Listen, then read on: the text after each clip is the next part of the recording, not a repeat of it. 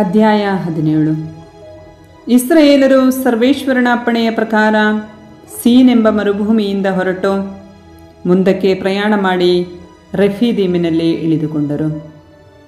ಅಲ್ಲಿ ಕುಡಿಯುವುದಕ್ಕೆ ನೀರಿರಲಿಲ್ಲ. ಜನರು ಮೋಶೆಯ ಸಂಗಡ ಜಗಳವಾಡುತ್ತಾ, ನಮಗೆ ಕುಡಿಯುವುದಕ್ಕೆ ನೀರು ತೋರಿಸಬೇಕು ಎಂದು ಹೇಳಿದರು. ಆಗ ಮೋಶೆ, ನೀವು ನನ್ನ ಸಂಗಡ ವಾದಿಸುವುದೇಕೆ? ಸರ್ವೇಶ್ವರನನ್ನು ಏಕೆ ಪರೀಕ್ಷಿಸುತ್ತೀರಿ ಎಂದನು. ಅಲ್ಲಿ ಜನರು ನೀರಿಲ್ಲದೆ ಬಾಯಾರಿಕೆಯ ಬೇಸರದಿಂದ ಮೋಶೆಯ ವಿರುದ್ಧ ಗುಣಗುಟ್ಟಿದರು. ನೀನು ನಮ್ಮನ್ನು, ನಮ್ಮ ಮಕ್ಕಳನ್ನು ಹಾಗೂ ದನಕರುಗಳನ್ನು ಈಜಿಪ್ಟಿನಿಂದ ಕರೆದು ತಂದದ್ದು ಏಕೆ? ನೀರಿಲ್ಲದೆ ಸಾಯಿಸುವುದಕ್ಕೋ ಎಂದು ದೂರಿದರು. ಆಗ ಮೋಶೆ ಸರ್ವೇಶ್ವರನಿಗೆ ಮೊರೆಯಿಟ್ಟನು. ಈ ಜನರಿಗಾಗಿ ನಾನೇನು ಮಾಡಲಿ? ಅವರು ನನ್ನನ್ನು ಕಲ್ಲೆಸೆದು ಕೊಲ್ಲುವಂತಿದ್ದಾರೆ ಎಂದು ಪ್ರಾರ್ಥಿಸಿದನು. ಅದಕ್ಕೆ ಸರ್ವೇಶ್ವರ, ನೀನು ನೈಲ್ ನದಿಯನ್ನು ಹೊಡೆದ ಕೋಲನ್ನು ಕೈಯಲ್ಲಿ ಹಿಡಿದುಕೊಂಡು ಇಸ್ರಾಯೇಲರ ಹಿರಿಯರಲ್ಲಿ ಕೆಲವರನ್ನು ಕರೆದುಕೊಂಡು ನಾನು ತೋರಿಸುವ ಸ್ಥಳಕ್ಕೆ ಜನರ ಮುಂದೆ ಹೋಗು. ಅಲ್ಲೇ ಹೋರೇಬಿನಲ್ಲಿರುವ ಬಂಡೆಯೊಂದರ ಮೇಲೆ ನಾನೇ ನಿನ್ನ ಮುಂದೆ ನಿಲ್ಲುವೆನು. ಆ ಬಂಡೆಯನ್ನು ನೀನು ಹೊಡೆ, ಆಗ ಅದರಿಂದ ನೀರು ಹೊರಡುವುದು, ಜನರು ಕುಡಿಯಲಿ ಎಂದು ಅಪ್ಪಣೆ ಕೊಟ್ಟರು. ಹಾಗೆಯೇ ಮೋಶೆ ಇಸ್ರಾಯೇಲರ ಹಿರಿಯರ ಕಣ್ಣೆದುರಿನಲ್ಲೇ ಮಾಡಿದನು. ಸರ್ವೇಶ್ವರ ಸ್ವಾಮಿ ತಮ್ಮ ಮಧ್ಯೆ ಇದ್ದಾರೋ ಇಲ್ಲವೋ ಎಂದು ಇಸ್ರಾಯೇಲರು ಅಲ್ಲಿ ಪರೀಕ್ಷಿಸಿದ್ದರಿಂದ ಮೋಶೆಯ ಸ್ಥಳಕ್ಕೆ ಮಸ್ಸಾ ಎಂತಲೂ, ಜನರು ತನ್ನೊಡನೆ ವಾಗ್ವಾದ ಮಾಡಿದ್ದರಿಂದ ಮೆರೀಬಾ ಎಂತಲೂ ಹೆಸರಿಟ್ಟನು. ಅಮಾಲೇಕ್ಯರು ರೆಫೀದೀಮಿನಲ್ಲಿ ಇಸ್ರಾಯೇಲರ ಮೇಲೆ ಯುದ್ಧ ಮಾಡುವುದಕ್ಕೆ ಬಂದರು.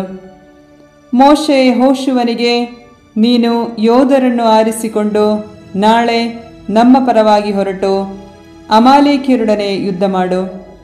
ನಾನು ದೇವರ ದಂಡವನ್ನು ಕೈಯಲ್ಲಿ ಹಿಡಿದುಕೊಂಡು ಗುಡ್ಡದ ತುದಿಯಲ್ಲಿ ನಿಂತುಕೊಳ್ಳುವೆನು ಎಂದು ಹೇಳಿದನು. ಮೋಶೆಯ ಅಪ್ಪಣೆಯ ಮೇರೆಗೆ ಯೆಹೋಶುವನು ಅಮಾಲೇಕ್ಯರ ಸಂಗಡ ಯುದ್ಧ ಮಾಡಲು ಹೊರಟನು. ಮೋಶೆ, ಆರೋನ ಹಾಗೂ ಹೂರ ಈ ಮೂವರು ಗುಡ್ಡದ ತುದಿಗೆ ಏರಿದರು. ಮೋಶೆ ತನ್ನ ಕೈಗಳನ್ನು ಮೇಲಕ್ಕೆ ಎತ್ತಿರುವಾಗಲೆಲ್ಲ ಇಸ್ರಾಯೇಲರು ಜಯಶೀಲರಾಗುತ್ತಿದ್ದರು, ಇಳಿಸುವಾಗಲೆಲ್ಲ ಅಮಾಲೇಕ್ಯರು ಜಯಶೀಲರಾಗುತ್ತಿದ್ದರು.